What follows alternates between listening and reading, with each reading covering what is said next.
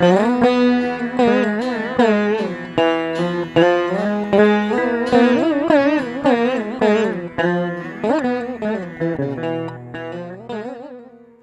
ஸ்ரீ கல்கி அவதார அகத்தீசாய நமோ நமக. ஈசனின் அடி தொழுதே அகத்தீசன் உரைக்கின்றேன். மானுட ஆன்மாக்களின் அன்பு என்பது அகம் எனும் இல்லம் முழுவதும் பரவிடல் வேண்டும். ஆன்மாவின் ஒளியானது பரவத் துவங்கினால் மனிதர்களின் அறிவு, உணர்வு, மனம், மூளைப்பகுதி போன்ற அனைத்து நிலைகளும் மாற்றம் அடையும். ஆத்ம காயத்ரி நோன்பு ஏற்றிட்ட அன்பு ஆன்மாக்களுக்கும், மந்திரம் உரைத்து ஆன்மாவினை விழிப்படையச் செய்திட்ட மானுட ஆன்மாக்களுக்கும் அகத்தீசனாகிய யாம் உரைப்பது ஒன்றே. தெளிவு என்பது எங்கும் பரவிட, உணர்வுகளும் ஒடுங்கிட, வெற்று நிலையான ஒளியின் உள்ளுணர்வை நாடியே பெற்றிடுங்கள். ஆன்மாவின் அன்பு என்பதும் ஓர் ஒளி நிறைந்த உணர்வே. இருப்பினும் அதன் ஆழத்தை உணர்வுகளற்ற நிலையிலேயே உணர வேண்டும். மனிதர்களின் வாழ்வின் ஆதாரம் என்பது உயிர் எனும் உணர்வுகள் நிறைந்த இயங்கு சக்தியாகும்.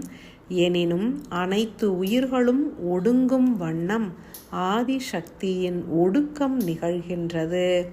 முழு நிலவு என்பது உதித்திடும் தருணம் பூமியில் எண்ணற்ற இயக்கங்களின் தன்மை மாற்றமடையும். சக்தியானவர் ஒடுங்கிடுவார், கால பைரவர் சாட்சியாக மலர்ந்திடுவார். பின் கால பைரவரும் ஒடுங்கிடுவார். அதனை தொடர்ந்த காலங்களில் சக்தியின் இயக்கம் சிவமயமாய் மிளிரும்.